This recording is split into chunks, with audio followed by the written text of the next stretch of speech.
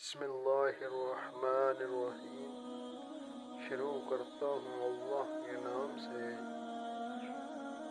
جو نہایت بڑے رحم کرنے والے ہیں۔ آج ہم جو بات کرنے والے ہیں کہ غریب کون ہیں اور غریبوں کی کس طرح مدد کی جاتی ہے۔ شریعت ہمیں غریبوں کی مدد کرنے کا کس طرح حکم دیتی ہے۔ ہمارے پیارے نبی صلی اللہ علیہ وآلہ وسلم نے فرمایا، کیا میں تمہیں لوگوں میں سے بدترین آدمی کے بارے میں نہ بتاؤں؟ یہ وہ آدمی ہے جس سے اللہ کے نام پہ کچھ مانگا جائے اور وہ ہوتے ہوئے بھی نہ دے۔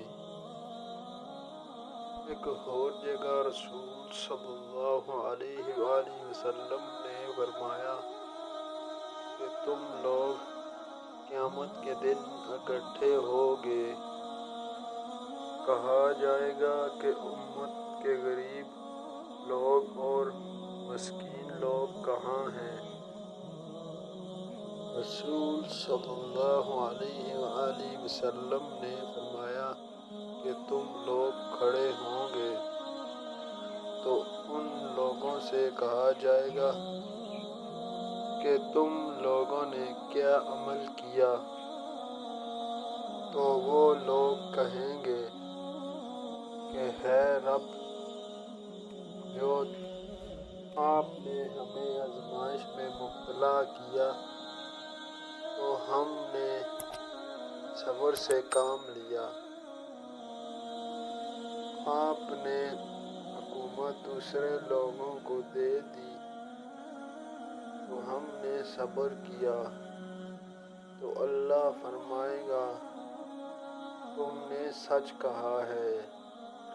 رسول اللہ صلی اللہ علیہ وآلہ وسلم نے فرمایا کہ وہ لوگ دوسروں لوگوں سے پہلے جنت میں داخل ہو جائیں گے اور حساب کی سختی مالدار لوگوں اور حکمرانوں کے لیے رہ جائے گی۔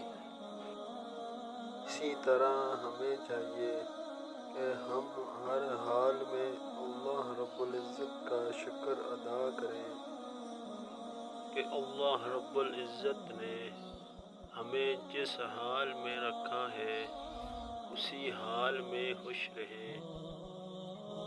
جو اللہ رب العزت نے ہم کو دے دیا ہے ہم اسی کا شکر ادا کریں اور اللہ رب العزت سے کوئی لمبی امیدیں نہ رکھیں۔ جو ہماری قسمت میں ہے وہی ہم کو ملے گا۔